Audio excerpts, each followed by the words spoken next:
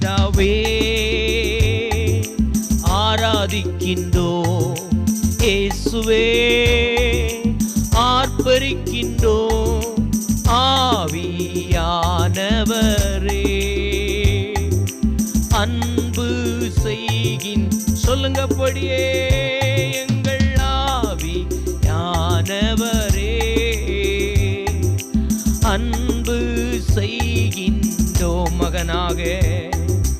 மகனாக தெரிந்து கொண்டி மறுபடி என்னை மறுபடி பிறக்க எல்லா பிள்ளைகளும் சேர்ந்து சொல்லுமா, மகனாக தெரிந்து கொண்டி